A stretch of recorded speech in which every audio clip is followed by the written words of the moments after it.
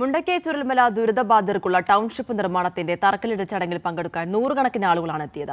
എല്ലാവരുടെയും മുഖത്തും വാക്കുകളിലും പ്രതിഫലിച്ചത് സന്തോഷവും ഇവിടെ വരെ എത്തിക്കാൻ കൂടെ നിന്ന സർക്കാരിനോടുള്ള നന്ദിയുമായിരുന്നു. ടൗൺഷിപ്പ് നിർമ്മാണ ഉദ്ഘാടന ചടങ്ങിനെത്തിയ മുഖങ്ങളിലെല്ലാം പ്രതീക്ഷകളുടെ പുഞ്ചിരികളായിരുന്നു. ദുരന്തം നേരിൽ കണ്ടവർക്ക് ആശ്വാസമാകുന്ന പുഞ്ചിരി. എല്ലാവർക്കും പറയാനുള്ളത് ആശ്വാസത്തിന്റെ വാക്കുകൾ. വലിയ സന്തോഷമുണ്ട്. കാരണം എല്ലാവരും നമുക്ക് കണ്ട് നോക്കിയാൽ കാണാം, എല്ലാവരും മുഖത്ത് വലിയ സന്തോഷമാണുള്ളത്.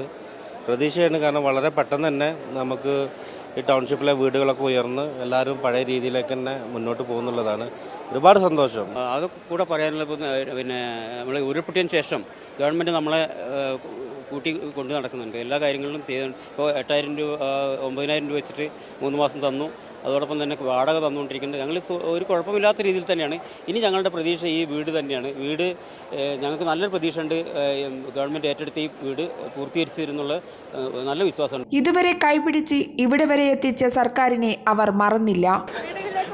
പിന്നെ ഇനി ഇത് തുടർന്ന് വിചാരിക്കണം. എന്താണെന്ന് വെച്ചാൽ ഇപ്പോൾ ഇതുവരെ ഞങ്ങൾ ഹാപ്പിയാണ്.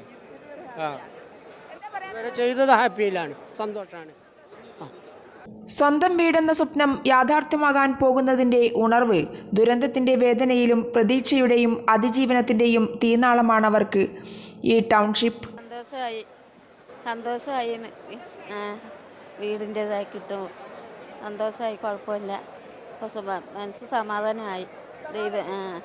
എല്ലാവരും ഉത്സാഹത്തോടെ എത്തിയത് സ്വന്തം മണ്ണ് കാണാനും മുഖ്യമന്ത്രിയുടെ സംസാരം കേൾക്കാനുമാണ്. സന്തോഷം, വീട് കിട്ടുന്ന സന്തോഷം, നല്ല വലിയ സന്തോഷമുണ്ട്. കിട്ടട്ടെ, എല്ലാവർക്കും കിട്ടട്ടെ, വീട് നല്ല രീതിയിൽ പോട്ടെ. വളരെ സന്തോഷമുണ്ട്. എല്ലാം പോയെന്ന് ഓർത്താണ്, എല്ലാം തിരികെ കിട്ടുന്നു. വളരെ സന്തോഷമുണ്ട്. എന്തൊക്കെ ചെയ്തു സർക്കാർ? സർക്കാർ ചെയ്തിട്ടുണ്ട്. എല്ലാ കാര്യങ്ങളും വളരെ നന്നായി ചെയ്തിട്ടുണ്ട്. നമ്മളെ ചെയ്തിട്ടുണ്ട് എല്ലാത്തിലും. PV Joshila, Kairali news, Wayanad.